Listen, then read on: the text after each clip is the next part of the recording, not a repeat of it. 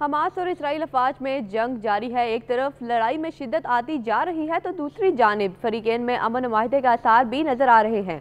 फलस्तीनी मज़ाहमती तंजीम Hamas के सरबराह Ismail Haniyeh का कहना है कि गजा में जंग बंदी माहिदा न होने का मुकम्मल जिम्मेदार इसराइल है।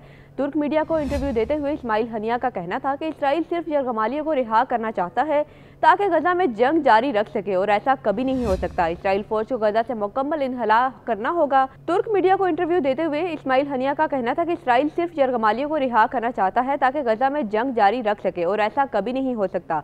इसराइली फौज को गजा से मुकम्मल इन्हला करना होगा। इस्माइल हनिया ने कहा कि अगरचे जंग बंदी मुज़ाकरात में हमास ने लचक दिखाई ताहम इसराइल अपने मौक़िफ़ से पीछे नहीं हटा। इस्माइल हनिया का मज़ीद कहना है कि खिते में हालिया कुशीदा सूरत हाल की जिम्मेदारी इसराइल पर आयद होती है। इसराइल का शाम में ईरानी कौंसलेट पर हमला ईरान की खुद मुख्तारी पर बराह रास्त हमला था। इस्माइल हनिया का कहना था कि तुर्क सदर का हमास को कौमी तहरीक आज़ादी मानना हमारे लिए बाइस फ़ख्र है।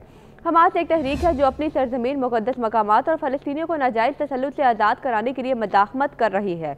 दूसरी जानिब इसराइली अफवाज के नहते फ़लस्तीनियों पर बर्बरियत जारी है। गजा के शहर खान यूनिस के नसर मेडिकल कैंप से मजीद 130 शहदा की लाशें निकाल ली गई, जिसके बाद शहदा की मजमूई तादाद 180 हो गई।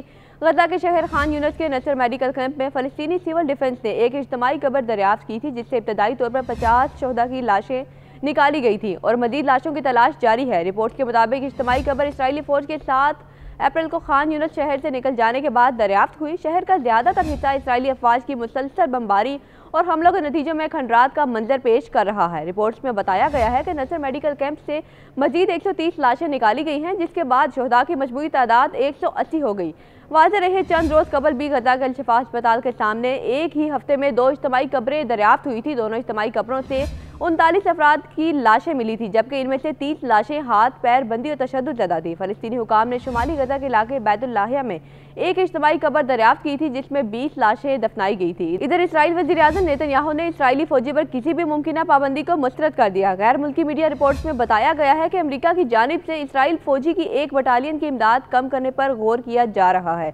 रिपोर्ट्स के मुताबिक इसराइली फौज की एक बटालियन पर मकबूजा मगरबी किनारे पर इंसानी हुकूक की खिलाफ वर्जियों का इल्जाम है, जिस बिना पर अमेरिका इस यूनिट को अपना हदफ बनाएगा और इसकी इमदाद में कमी करेगा। इस सिलसिले में इसराइली वज़ीर-ए-आज़म नेतन्याहू ने फौज पर किसी भी किस्म के मुमकिन मंसूबे को मुस्तरद करते हुए कहा कि वो इस हवाले से अपनी पूरी ताकत से जिद्दोजहद करेंगे। रिपोर्ट्स के मुताबिक गुज़िश्ता हफ्ते इस हवाले से अमेरिकी वज़ीर ख़ारजा एंटोनी ब्लिंकन ने सवाल किया था, जिस पर उन्होंने कहा कि मैंने कुछ दस्तावेज़ात तैयार की हैं, आप आने वाले दिनों में इस हवाले से कुछ तवक्कुआत रख सकते हैं। रिपोर्ट्स के मुताबिक इसराइल के सबसे अहम इत्तेहादी अमेरिका ने इससे कबल इसराइल की दफाई इमदाद में कभी कमी नहीं की है। इसराइली फौज का कहना है कि जिस बटालियन पर इंसानी हुकूक की खिलाफ वर्जियों के इल्जाम हैं, वो बटालियन बैनुल अक़वामी कवानीन के मुताबिक काम कर रही है। इसराइली वज़ीर दफ़ा ने भी अमेरिका से मुतालिबा किया है कि वह फौजी यूनिट पर पाबंदी के मनसूबे से दस्तबरदार हों। दुनिया इसराइल और अमेरिका के करीबी ताल्लुकात पर गहरी निगाह रखे हुए है।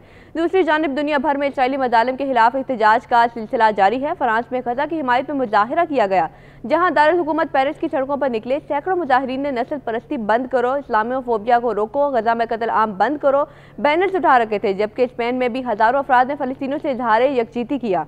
दारुल हुकूमत मैड्रिड में मुजाहिरीन ने फ़लस्तीन आज़ाद होगा और नस्लकुशी बंद करो के नारे लगाए। मुजाहिरीन ने इसराइल का बॉयकॉट करने और फ़लस्तीन में नस्लकुशी रोकने का मुतालिबा किया। ख्याल रहे कि 7 अक्टूबर से जारी इसराइली बर्बरियत में अब तक 34,000 से ज़ायद फ़लस्तीनी शहीद और 80,000 से ज़ायद जख्मी हो चुके हैं।